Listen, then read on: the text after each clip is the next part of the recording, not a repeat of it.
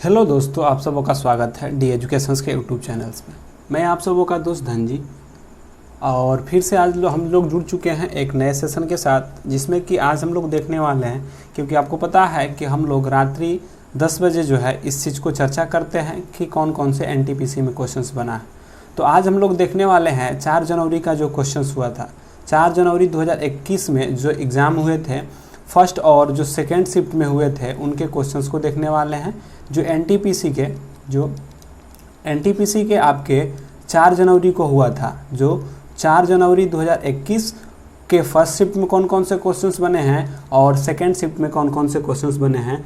इससे पहले हम लोग क्या कर चुके हैं कि इससे पहले कुछ शिफ्टों का जो क्वेश्चंस मिला है, आंसर की में जो आया है, उनके क्वेश्चंस के जीके जीएस को लेकर हम लोग चर्चा कर रहे हैं और देख रहे हैं कि कौन कौन से क्वेश्चन, कैसे कैसे क्वेश्चंस इससे बने हैं।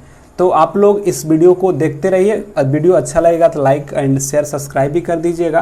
तो चलिए देखते हैं आज के सेशंस में कौन कौन से इस चैप्टर से क्वेश्चंस बने हैं और कैसे कैसे क्वेश्चंस बने हैं। तो चलिए देखते हैं कि पहला क्वेश्चन कैसे बन के आए हैं। और एक और बात कि इससे पहले जो वीडियो हो चुके हैं, इससे पहले जो CBT 1 के जो क्वेश्चन हो चुके हैं, इससे पहले के जो एग्ज़ाम में हैं, उन सारे के सारे कुछ चर्चा किया गया है। आप जाके प्लेलिस्ट में चेक कर सकते हैं। तो चलिए आप लोग जुड़ते रहिए और देखते रहिए। चलिए, यह है आपका 4 जनवरी के फर्स्ट शिफ्ट का क्वेश्चन। क्या है? फर्स्ट शिफ्ट का क्वेश्चन है और पहला ही क्वेश्चन पूछा गया है आपका कि साइमन कमीशन का भारत आगमन कब हुआ था। आपसे क्वेश्चंस बना कि साइमन कमीशन का भारत आगमन कब हुआ था, तो 3 फरवरी 1928 को। कितने? 3 फरवरी 1928 को साइमन कमीशन भारत आया था। अगला क्वेश्चन देखिए क्या बना है। उसी शिफ्ट में बना है कि भारतीय ध्वज सर्वप्रथम विदेश में कहाँ फहराया गया था। ठीक है, यह बना था कि भारतीय ध्वज सर्वप्रथम विदेश में कहाँ फहराया गया था, तो यह स्टुटगार्ट में फहराया गया था। कहाँ फहराया गया था? स्टुटगार्ट में फहराया गया था। तो स्टुटगार्ट में जो है भारतीय ध्वज को सर्वप्रथम फहराया गया था। ठीक है, 1907 से 1857 के क्रांति पूर्ण रूप से कब समाप्ति मानी जाती है। यानी कहा जाता है कि जो ये जो था 1907 में जो थी राष्ट्रीय ध्वज सर्वप्रथम विदेश में फहराया गया था। कब? तो 1907 में फहराया गया था। कब फहराया गया था? तो यहाँ पे क्वेश्चन आपसे यही बना था ना कि भारतीय जो राष्ट्रीय ध्वज है, भारत का जो राष्ट्रीय ध्वज विदेश में कब फहराया गया था, तो यह 1907 में फहराया गया था। ये क्वेश्चन बना था। ठीक है, 1857 के क्रांति के पूर्ण रूप से कम समाप्ति मानी जाती है। जो 1857 की क्रांति की शुरुआत हुई थी, उसकी पूर्ण समाप्ति कब मानी जाती है, तो 1 नवंबर 1858 को। कब? 1 नवंबर 1858 को क्रांति पूर्ण मानी जाती है। अगला क्वेश्चन देखते हैं। अगला क्वेश्चन क्या है? भारत का प्रथम न्यूक्लियर प्लांट कहाँ स्थापित किया गया था। भारत का पहला न्यूक्लियर प्लांट कहाँ स्थापित किया गया था? तारापुर के महाराष्ट्र में। WTO, ठीक है, WTO जिसे वर्ल्ड ट्रेड ऑर्गेनाइजेशन के कितने सदस्य देश हैं। आपसे पूछा था कि WTO के सदस्य देशों की संख्या कितनी है, तो सदस्य देशों की संख्या कितनी है? 164 है। अगला क्या क्वेश्चन बना? भारत के प्रथम हाई कोर्ट, भारत का प्रथम हाई कोर्ट कहाँ खोला गया था, तो कलकत्ता में। भारत में पहला हाई कोर्ट कहाँ खोला गया था, तो भारत का पहला जो हाई कोर्ट खोला गया था वे कलकत्ता में खोला गया था। इवन इन यूनाइटेड नेशंस के, मतलब कि यूनाइटेड नेशन सुरक्षा परिषद के अस्थायी सदस्य कितने हैं। आपको बताना था जो यूनाइटेड नेशन के सुरक्षा परिषद में अस्थायी सदस्य कितने हैं। तो कितने अस्थायी सदस्य हैं, तो 10 जो हैं आपके अस्थायी सदस्य, क्योंकि सुरक्षा परिषद में 5 अस्थायी सदस्य होते हैं और जो 10 होते हैं 10 अस्थायी सदस्य हैं। आपसे पूछा था कि कितने अस्थायी सदस्य हैं, तो 10 अस्थायी सदस्य होते हैं, जबकि 5 अस्थायी सदस्य होते हैं। यूनेस्को के विश्व धरोहर की सूची में जून 2020 तक कितने हेरिटेज स्थल शामिल थे।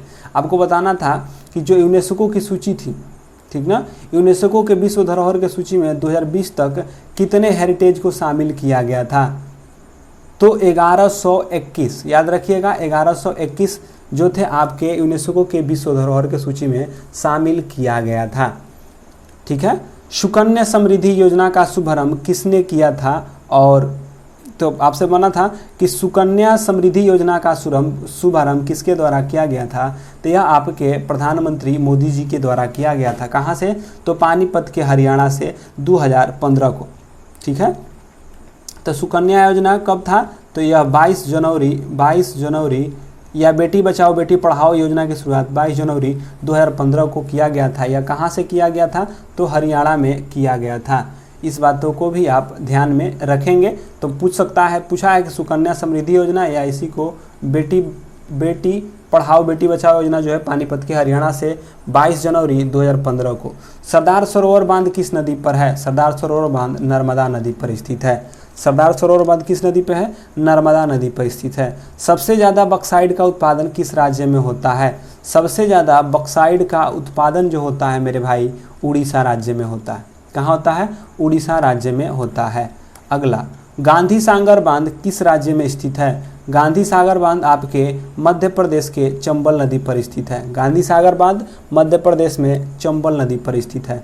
आरटीआई एक्ट कब लागू हुआ था? आरटीआई एक्ट कब लागू हुआ था? तो ये लागू हुआ था आपका 12 अक्टूबर 2005 को। कब लागू हुआ था? तो 12 अक्टूबर 2005 को लागू हुआ था। तो कहिएगा कि आरटीआई एक्ट कब हुआ था?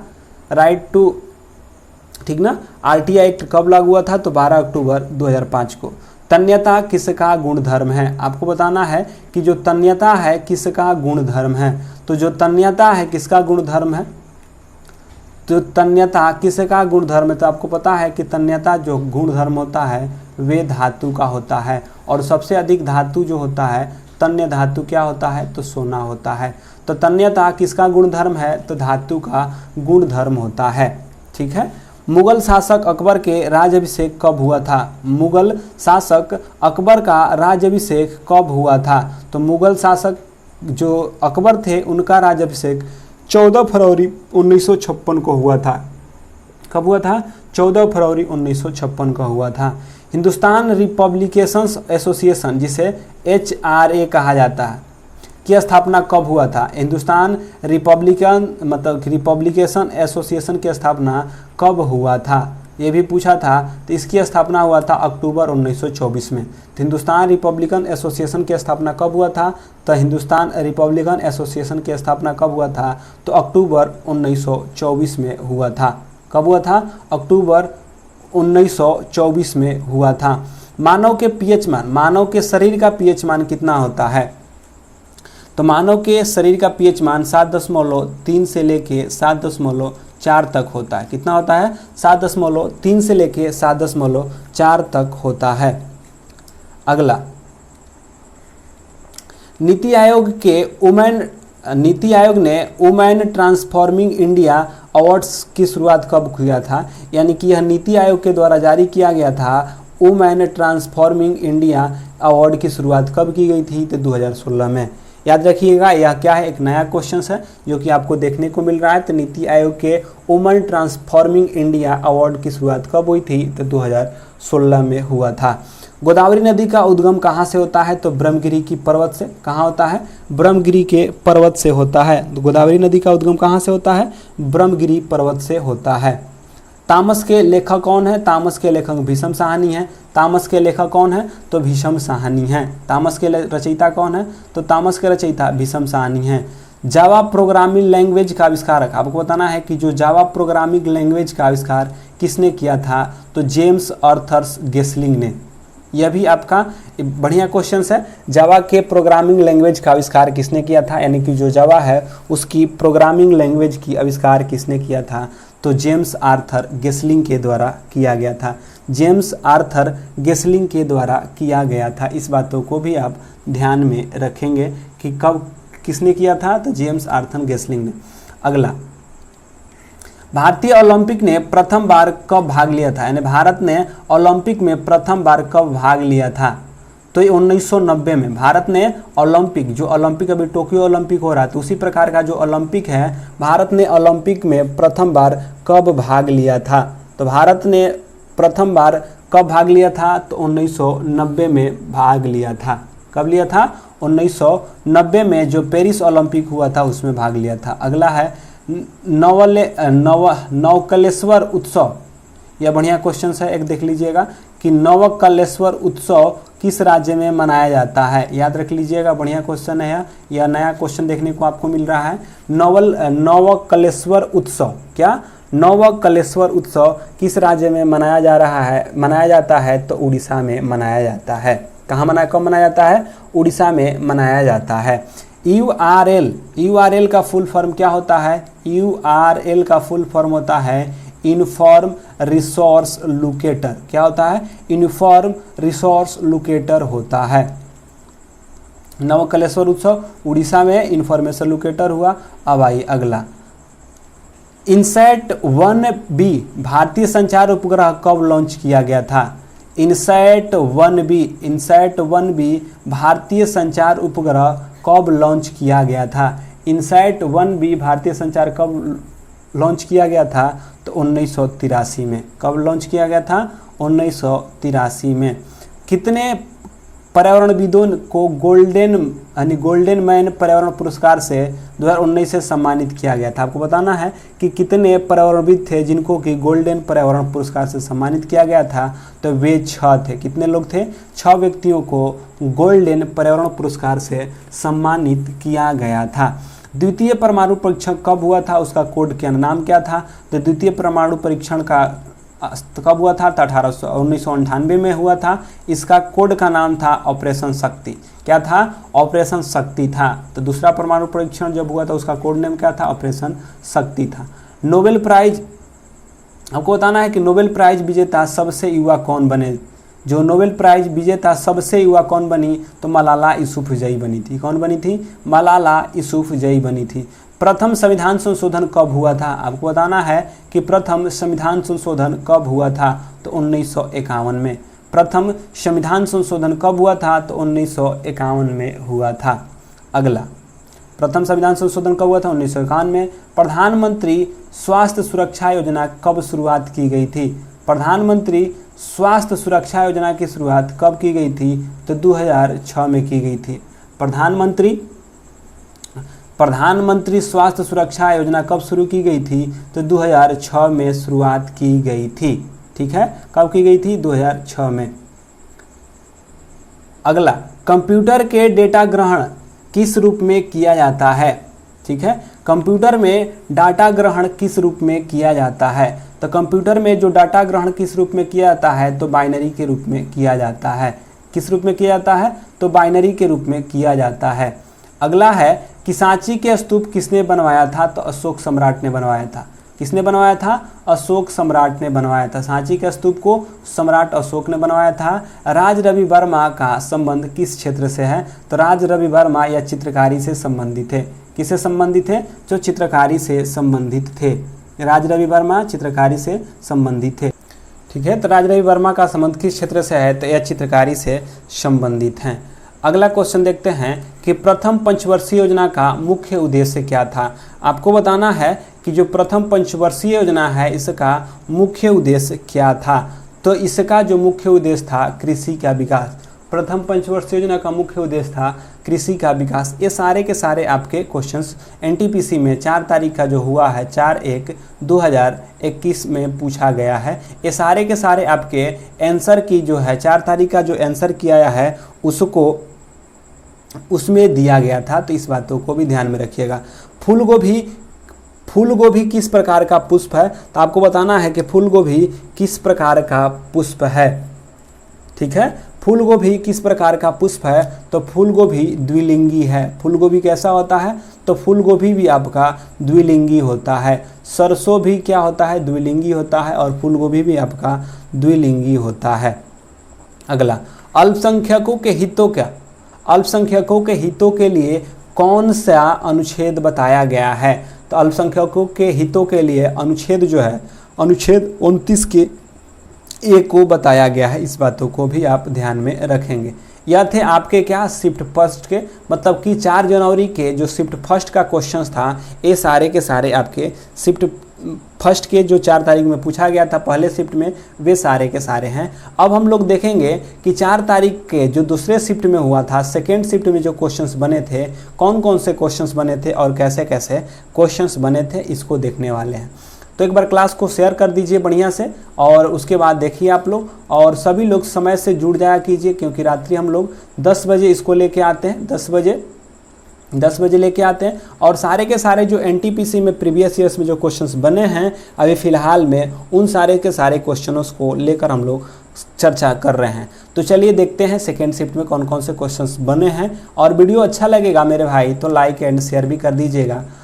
चलिए और लोगों को जोड़िए ताकि हम बनाने में भी मदद, ताकि यह क्या आधा घंटा का क्लास होता है और जल्दी यह ख़त्म कर दिया जाता है, ताकि आपको आइडिया हो सके कि एनटीपीसी में कैसे कैसे क्वेश्चंस बने थे और कौन नए क्वेश्चन हैं जिनको कि अगर ग्रुप डी में डाल भी दे तो हम लोग धर सकें, और पुराने क्वेश्चन तो आप लोगों को याद ही होता है।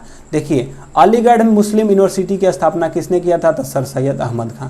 सर सैयद अहमद खां। भारत के दक्षिणतम बिंदु कौन है? तो इंदिरा पॉइंट। भारत के दक्षिणतम बिंदु इंदिरा पॉइंट हैं। जामा मस्जिद का निर्माण कब पूरा हुआ था? आपको बताना था कि जो जामा मस्जिद है इसका कार्य जो है कब पूरा हुआ था। जामा मस्जिद का कार्य कब पूरा हुआ था? तो 1656 में शाहजहां के द्वारा 1656 में हुआ था। और जामा मस्जिद शाहजहां के द्वारा 1650 में शुरू किया गया था और 1656 में पूरा हुआ था। याद रखिएगा। देखिए, एक दिन पूछा था आपसे कि ताजमहल कब बन के तैयार हुआ था, तो यह बना था, और यह दूसरा बना कि आपका जो जामा मस्जिद है यह कब निर्माण हुआ था, तो 1656 में हुआ था। सांभर झील कहाँ स्थित है? तो सांभर झील आपके राजस्थान में स्थित है। सांभर झील कहाँ स्थित है? तो सांभर झील राजस्थान में स्थित है। अगला, चींटी के डंक में कौन सा अम्ल होता है? आपको बताना है कि जो चींटी का डंक होता है, चींटी के डंक में कौन सा अम्ल होता है? चींटी के डंक में कौन सा अम्ल होता है? तो चींटी के डंक में आपका फार्मिक अम्ल होता है। 2011 की जनगणना के अनुसार भारत का लिंगानुपात कितना है? तो 2011 के जनगणना के अनुसार भारत का लिंगानुपात 943 है। कितना है? 943 है। अगला, न्यूटन के गति का प्रथम नियम को किसने दिया था? न्यूटन के गति के प्रथम नियम को क्या कहा जाता है? तो न्यूटन के गति के प्रथम नियम को हम जड़त्व का नियम या गैलीलियो के नियम के नाम से भी जानते हैं। जड़त्व के नियम या गैलीलियो के नियम के नाम से भी क्या करते हैं? जानते हैं। तो याद रखिएगा कि प्रथम नियम को जड़त्व या गैलीलियो का नियम। भौतिक में किसको 2 बार, भौतिक क्षेत्र में किसको 2 बार नोबेल पुरस्कार मिला था? तो जॉन बर्डिन को। भौतिकी के क्षेत्र में यानी फिजिक्स के क्षेत्रों में 2 बार इनको मिला था नोबेल पुरस्कार। किनको मिला था? तो जॉन बर्डिन को मिला था। किनको मिला था? जॉन बर्डिन को। और कब मिला था? तो एक बार 1956 में, एक बार 1972 में। तो याद रखिएगा कि जॉन बर्डिन को नोबेल पुरस्कार मिला था कब? तो 1956 में और 1972 में। बुलंद दरवाजे को अकबर ने किस विजय के बाद बनवाया था? तो याद रखिएगा कि बुलंद दरवाजे को अकबर ने किस विजय के बाद बनवाया था? तो यह जो बुलंद दरवाज़ा है आपके जब गुजरात विजय किए उसके उपलक्ष्य में बनवाया था। तो याद रखिएगा, गुजरात के विजय उपलक्ष्य के बनवाया था। अगला, यूनिसेफ का मुख्यालय कहाँ है? यूनिसेफ का मुख्यालय कहाँ है? तो यूनिसेफ का मुख्यालय न्यूयॉर्क में स्थित है। ठीक है। और यूनिसेफ की स्थापना कब हुआ था? तो 11 दिसंबर 1946 का हुआ था। 11 दिसंबर 1946 को हुआ था। इस बातों को भी ध्यान में रखेंगे। तो न्यूयॉर्क कहेगा कि यूनिसेफ का मुख्यालय कहाँ है? तो यूनिसेफ का मुख्यालय आपके न्यूयॉर्क में स्थित है। न्यूयॉर्क में स्थित है। अगला, तो प्रोजेक्ट टाइगर की शुरुआत कब हुआ था? तो प्रोजेक्ट टाइगर की शुरुआत आपकी 1973 में हुआ था। प्रोजेक्ट टाइगर की शुरुआत कब हुआ था? 1973 में हुआ था। अगला है, वायरलेस टेक्नोलॉजी में ब्लूटूथ का आविष्कार किसने किया था? ये भी आपका बढ़िया क्वेश्चन है और यह नया क्वेश्चन देखने को मिला है। तो आविष्कार से भी क्वेश्चंस आपके बने हैं जिसको कि आपको ध्यान में रखना होता है। तो ध्यान रखिएगा कि किससे बना है। तो आप ध्यान रखिएगा कि किससे बना है। तो जो ब्लूटूथ के आविष्कारक हैं उनका नाम है जाप हर्टसेन। क्या? जाप हर्टसेन जो थे, जाप हर्टसेन जो थे वे थे। तो आपसे पूछा था कि ब्लूटूथ के जाप हर्टसेन। भारतीय अंतर्देशीय जलमार्ग, भारतीय अंतर्देशीय जलमार्ग की कुल लंबाई कितनी है? यानी कि भारत की जो अंतर्देशीय जलमार्ग की कुल लंबाई है 14,500। ये भी क्वेश्चन आपका अच्छा है। तो याद रखिएगा कि भारत के अंतर्देशीय जलमार्ग की लंबाई है 14,500 और ब्लूटूथ के आविष्कारक जाप हर्टसेन हैं। कौन है? जाप हर्टसेन हैं। अगला, पहली बार भारत में रेल कब चली थी? 16 अप्रैल 1893 53 को न्यूनतम समर्थन मूल्य कौन निर्धारित करता है, जिसे एमएसपी कहा जाता है। एमएसपी कौन जारी करता है, मतलब कौन लागू करता है। एमएसपी कौन लागू करता है, तो कृषि लागत एवं मूल्य आयोग। कृषि लागत एवं मूल्य आयोग, जिसे आप CACP कहते हैं। क्या कहते हैं, CACP कहते हैं। तो याद रखिएगा कि न्यूनतम समर्थन मूल्य MSP जो MSP होता है, MSP किसके द्वारा लागू किया जाता है, तो CACP के द्वारा लागू किया जाता है। ये भी बढ़िया क्वेश्चन है, इसको भी ध्यान में रखिएगा। भारत में ब्रिटिश ईस्ट इंडिया कंपनी की पहली प्रेसिडेंसी की स्थापना कहाँ की गई थी, तो यह आपके सूरत में किया गया था। किसकी में किया गया था, तो सूरत प्रेसिडेंसी में की गई थी। दूसरी वंदे भारत एक्सप्रेस कहाँ से कहाँ तक चली थी। दूसरी जो वंदे भारत एक्सप्रेस है यह कहाँ से कहाँ तक चली थी, तो दिल्ली से कटरा, जो दिल्ली है दिल्ली से कटरा तक चली थी। याद रखिएगा कि दूसरे वंदे भारत एक्सप्रेस कहाँ से कहाँ तक चली थी, तो दिल्ली से कटरा के बीच चली थी। अगला है पंडित रामाबाई किस भाषा से संबंधित कवित्री थी, तो जो पंडित रामाबाई थी यह संस्कृत भाषा से संबंधित थी। किससे संबंधित थी, संस्कृत भाषा से संबंधित थी। किसे थी, संस्कृत भाषा से। संयुक्त राष्ट्र सुरक्षा परिषद के अस्थायी सदस्य का कार्यकाल कितने वर्ष का होता है, यानी कि जो संयुक्त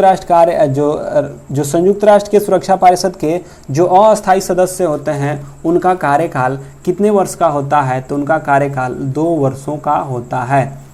अगला ISP का फुल फॉर्म क्या होता है, ISP का फुल फॉर्म होता है internet service provider. Internet service provider जो होता है आपके ISP का फुल फॉर्म होता है।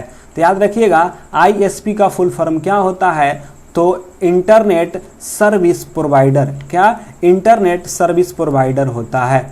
सुशील कुमार किस खेल से संबंधित हैं, तो सुशील कुमार किस खेल से संबंधित हैं, तो यह कुश्ती से संबंधित हैं। किससे संबंधित हैं, कुश्ती से संबंधित हैं। लोकसभा में राष्ट्रपति द्वारा कितने एंग्लो इंडियन को मनोनीत किया जाता है, तो लोकसभा में राष्ट्रपति के द्वारा कितने एंग्लो इंडियन को सदस्यों को नामित किया जाता है, तो यहाँ पे 2 लोगों को शामिल किया जाता है। कितने लोगों को शामिल किया जाता है, 2 लोगों को शामिल किया जाता है। आगे देखते हैं अगला क्वेश्चन क्या है कि right of children to free and compulsory education, यानी कि राइट जो बच्चों के लिए मुफ्त अनिवार्य जो शिक्षा होती है, ठीक है, फ्री शिक्षा जो है, right of children to free and compulsory education act कब लागू हुआ था। आपको बताना है कि जो बच्चों के लिए जो राष्ट्रीय शिक्षा नीति था जो लागू किया गया था अनिवार्य शिक्षा, कब पारित किया गया था, ठीक है, कब पारित किया गया था, तो 26 अगस्त 2009 को अनुच्छेद 21 के क में रखा गया है। ठीक है, 21 के क में या 21 के ए में रखा गया है right of children to free and compulsory education act 26 अगस्त 2009 को। कब? 26 अगस्त 2009 को। स्वच्छता सर्वेक्षण 2019 के आधार पर देश का सबसे स्वच्छ शहर कौन है। आपको बताना है कि स्वच्छता के जो 2019 में पूछा था कि कौन सा शहर स्वच्छ था, तो इंदौर इसमें प्रथम स्थान पे था। 8वीं अनुसूची में कितनी भाषाएं हैं? 8वीं अनुसूची में कितनी भाषाएं हैं? तो 8वीं अनुसूची में आपकी 22 भाषाएं हैं। कितनी भाषाएं हैं? तो 22 भाषाएं हैं। 9 डॉट्स प्राइज पुस्तक 2019 को किसको, मतलब कि 9 डॉट्स प्राइज किसके द्वारा लिखी गई पुस्तक है? 9 डॉट्स प्राइज किसके द्वारा लिखी गई पुस्तक है? तो लेखक एन जैदी के द्वारा। किसके द्वारा? एन जैदी के द्वारा लिखा गया था। अगला है इंडिया आफ्टर गांधी किसकी लेखक है? तो इंडिया आफ्टर गांधी के लेखक रामचंद्र गुहा हैं। कौन है? रामचंद्र गुहा हैं। इंडिया आफ्टर गांधी के लेखक कौन हैं? तो रामचंद्र गुहा हैं। विधवा पुनर्विवाह अधिनियम कब लागू किया गया था? विधवा पुनर्विवाह अधिनियम कब लागू किया गया था? तो जो विधवा पुनर्विवाह अधिनियम जो लागू हुआ था वह हुआ था 26 जुलाई 1856 को। कब हुआ था? तो 26 जुलाई 1856 को हुआ था। याद रखिएगा कब हुआ था? तो 26 जुलाई 1856 को। यह बढ़िया क्वेश्चन है, विधवा पुनर्विवाह अधिनियम, यह हमेशा क्वेश्चन बन रहा है हर एग्जाम में, तो याद रखिएगा यह विधवा पुनर्विवाह अधिनियम 26 जुलाई 1856 को हुआ था। भारत में अंग्रेजी भाषा के आधिकारिक रूप से कब जोड़ा गया था? यानी कि जो भारत में अंग्रेजी भाषा को आधिकारिक रूप से कब जोड़ा गया था? ठीक है, तो याद रखिएगा ये भी क्वेश्चंस बढ़िया है, याद रखिएगा ये भी क्वेश्चंस क्या है, बढ़िया है। तो भारत में अंग्रेजी भाषा को आधिकारिक रूप से कब जोड़ा गया था? तो 14 सितंबर 1949 को। कब? 14 सितंबर 1949 को जो है आपको अंग्रेजी भाषा को आधिकारिक रूप से जोड़ा गया था। आधिकारिक रूप से कब जोड़ा गया था? तो 14 सितंबर 1949 को। भारत में कुल कितने परमाणु रिएक्टर हैं? भारत में कुल कितने परमाणु रिएक्टर हैं? तो भारत में कुल 22 परमाणु रिएक्टर स्थित हैं। भारत में कुल कितने परमाणु रिएक्टर हैं? तो भारत में कुल 22 परमाणु रिएक्टर हैं। कितने रिएक्टर हैं? तो 22 परमाणु रिएक्टर हैं।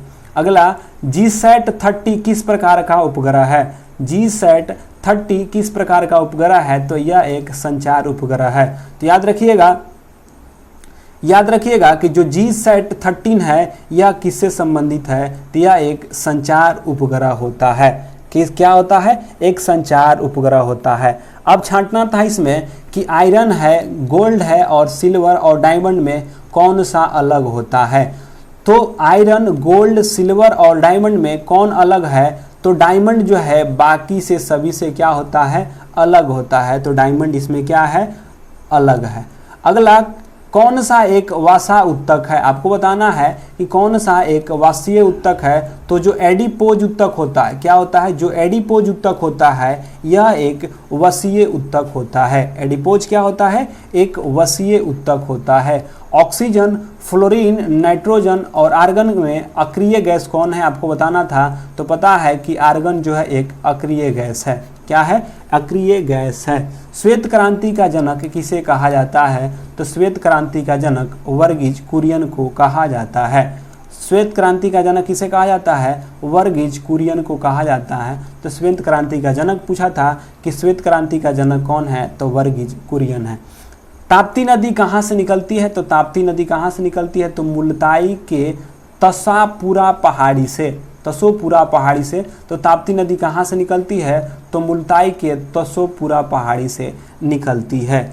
तो ये थे आज आपके क्या थे आप आज के जो थे यह 4 तारीख का यानी कि 4/1/2021 के फर्स्ट और सेकेंड शिफ्ट के सारे क्वेश्चन थे जो कि NTPC में बने थे। यहाँ NTPC में बने क्वेश्चंस को इसलिए दिखाया जा रहा है कि कुछ क्वेश्चन ऐसे हैं जो कि आपने कभी नहीं देखा है, तो उस क्वेश्चंस को आप देख लीजिए। बहुत सारे क्वेश्चन ऐसे हैं जिसको कि आप जानते हैं और आपको याद भी होगा, लेकिन कुछ क्वेश्चन ऐसे नए हैं जिनको कि आपको देखना चाहिए और याद रखना चाहिए ताकि आए एग्ज़ाम में तो छूटे ना।